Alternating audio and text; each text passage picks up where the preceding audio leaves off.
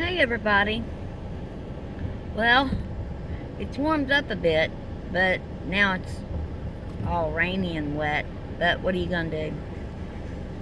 Um, so where were we? We were talking about how the science industry doesn't research God. Why would that be? Do you think people in the science field isn't curious about where everything came from? How everything started, how everything came about? Well,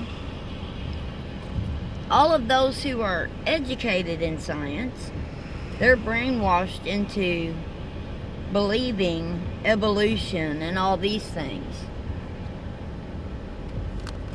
Is that you? Do you believe in evolution and the Big Bang and everything just accidentally come about? Now stop and think about that for a minute. Does that honestly make any sense?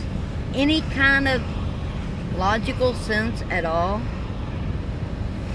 When have you ever witnessed life accidentally coming into existence? Just once. Have you ever even heard about it? Have you ever even heard of life coming to be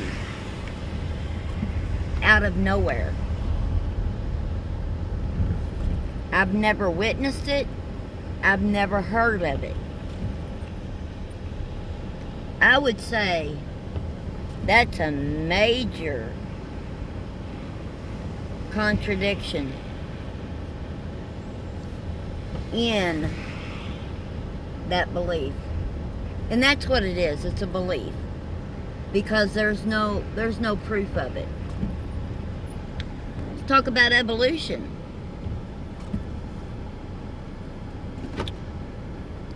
We don't have a single example of a genetic deformity that has benefited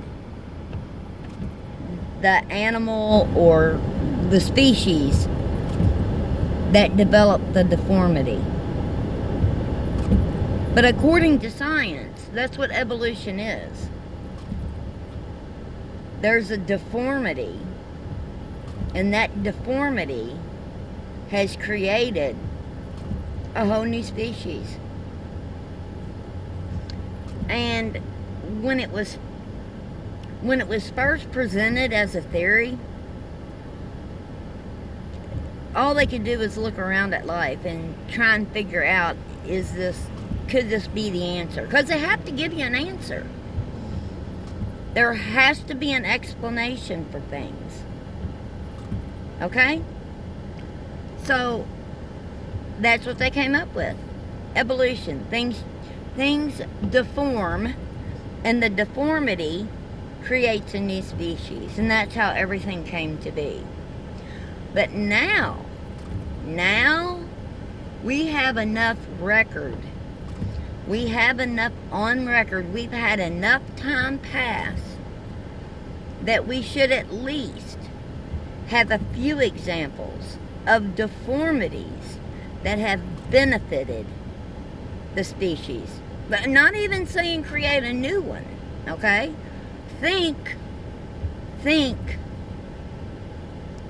They tell you that a whole new species comes from deformities.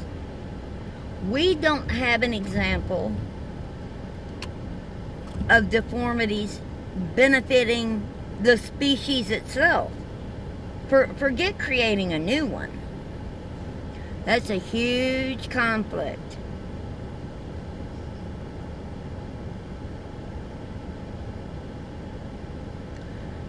So keep all that in mind okay, when you're looking around at this world.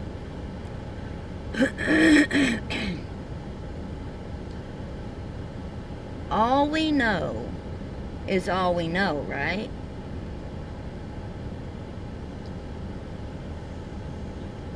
What happened before us, we depend on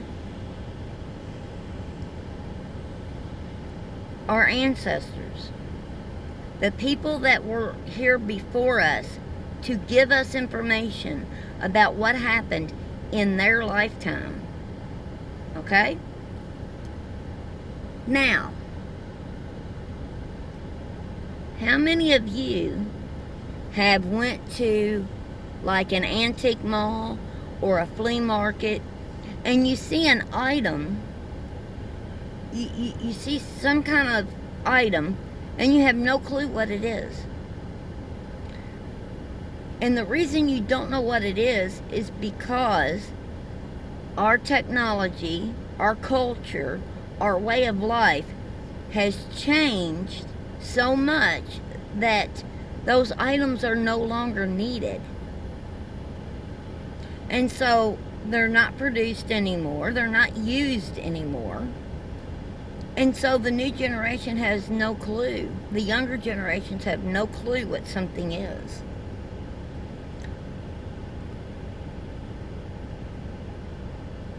So if information can be lost that quickly, that in one generation, take children today, okay? Take a child that is 7 or 8 years old and show them a rotary dial telephone. They won't have a clue what it is. They've not seen it, they've not used it. So if information can be lost that quick, what do we depend on? Where can we turn? Okay, keep that in mind. Now,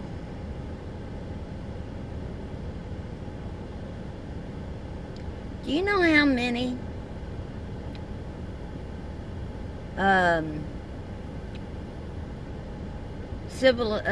what would I call them? Tribes? How many, you know that there are still people, there's not very many, that are untouched by society. They still are like hunter-gatherers. I wished I had looked this up before I did this video, but it is what it is.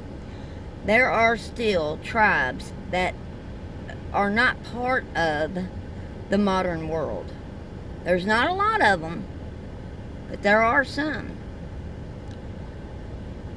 Now, why is that?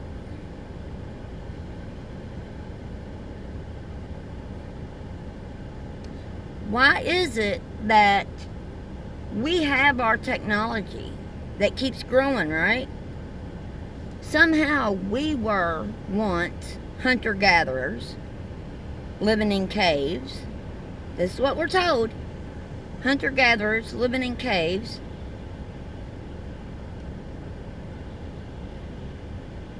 Meandering around, following the animals, migrating with the animals, following the animals. And then all of a sudden, we started doing agriculture. Why? How? Why did we start doing agriculture? How? How did that come about? We're told that it just happened, that humans just figured it out. Well, if that's the truth, why didn't it happen to everybody? It didn't happen to everybody because there's still people who are hunter-gatherers. If somebody doesn't tell them, give them the technology, they just continue to be hunter-gatherers. So, in the Bible, it states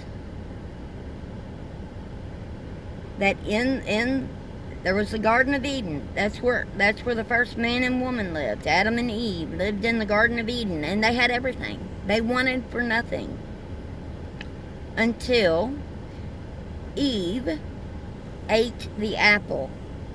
Okay? She committed a sin. We can have a discussion about what that is. She didn't eat an apple, okay? She didn't pick an apple off of a tree. There was 2 trees, tree of life, and listen to it, the tree of life and the tree of knowledge of good and evil. Okay? The tree of knowledge of good and evil, Eve ate an apple off of that tree. That's the story. Okay? It wasn't an apple. And it wasn't even an actual physical tree. Okay? That's a metaphor for what happened. Then, the story goes that God threw them out of the Garden of Eden. Okay? And it says that Adam went out and plowed the earth. That's what the Bible states. That's what it states. Okay? Have you ever heard of the Dogon tribe in Africa? Their story is, their creation story, they believe, their history says that they came from the star Sirius. Their gods were from Sirius and came and taught them agriculture.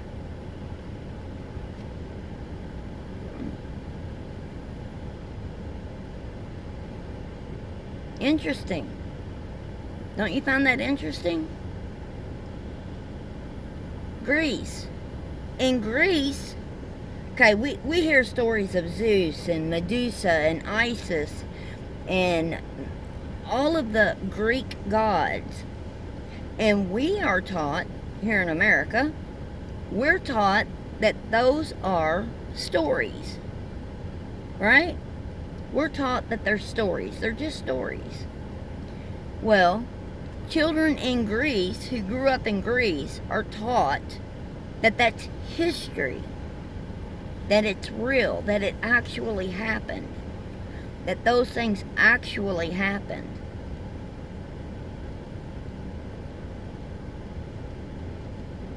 So, when it comes to evolution, we have things that are contradicting. It's contradictory.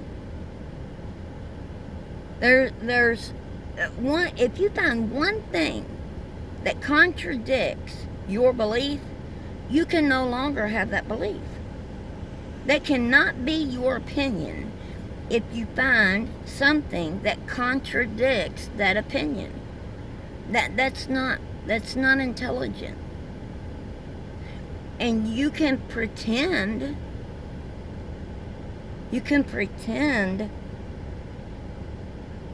ignore it. You can ignore it. But if that's who you are, if that's the type of person you are, then you're not interested in this channel. Because this is about truth. I don't care what the truth is. I want to know what it is. I want to know that truth. I don't care if it's a big bang. If we live in a simulation, I want to know that. If it's God, if Jesus Christ is our Savior, I want to know that. If Allah is the true God, I want to know that. Whatever that truth is, whatever the truth is, I want to know it. But if I'm told something, if I'm told that everything just evolved, I can't believe that if I see evidence that that can't happen. I have never once seen anything fall into creation. Nothing has ever come into existence by accident, all on its own. It's never happened, not once, not a single documented case of it, ever, anywhere. Evolution, I've never seen anything evolve, not even within its own species. I've never seen one single time. Every time there's been a deformity, it has hindered the species. It has hindered that particular animal, plant, whatever. It has struggled to survive. Whatever that change was, that deformity caused, that change has always been a burden on that particular specimen. Always. So evolution cannot be real. It cannot be the truth. What's our history? How did all this come about? Our science industry refuses to research God. They refuse to research God. And I misspoke. In my last video, I stated that the U.S. government studies remote viewing and studies MK Ultra. It's not that they're studying it. It's that they're practicing it. They're practicing remote viewing. That's different from studying it.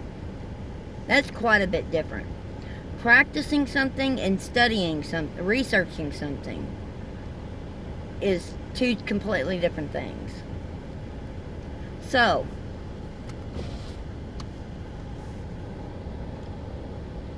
if it's not evolution and a big bang or whatever, if we didn't come here by accident, is there evidence of a God?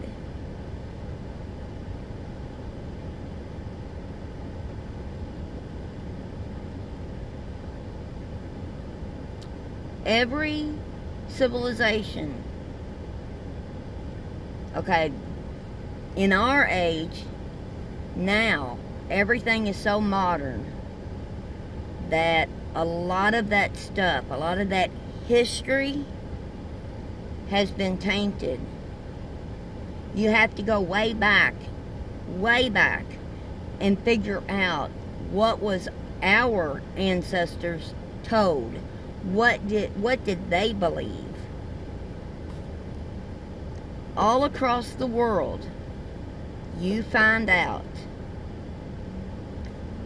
that there's pyramids. It's not just in Egypt. There's pyramids all around the world.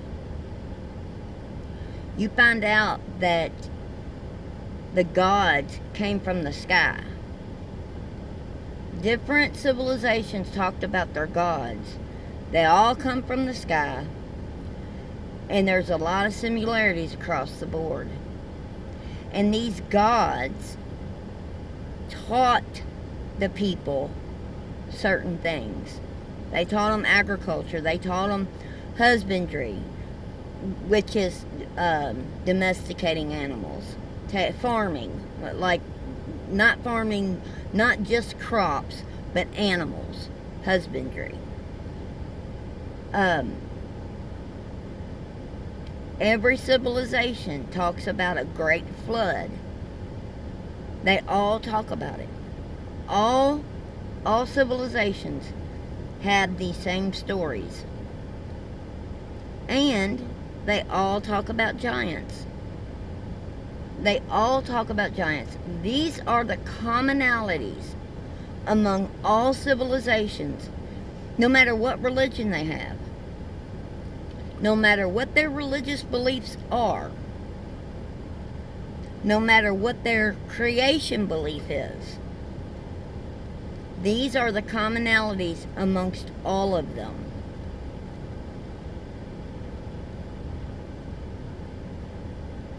So what are your opinions about that?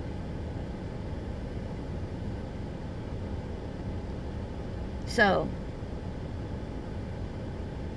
the Bible talks about a tree of knowledge of good and evil. And all across the world, people talk about the history, the ancestors, not modern day science, the stories that have been passed down generation to generation has all been the same. And that story is that the gods taught them agriculture. And in the Bible it states that Adam went out and plowed the earth. I find these things very interesting.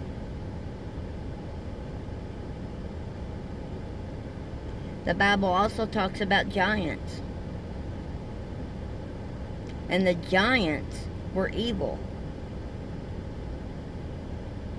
The giants were the seed of evil. So, I don't really have a question. I guess the question today is, what are your thoughts about that? What are your thoughts about pyramids being found all across the world?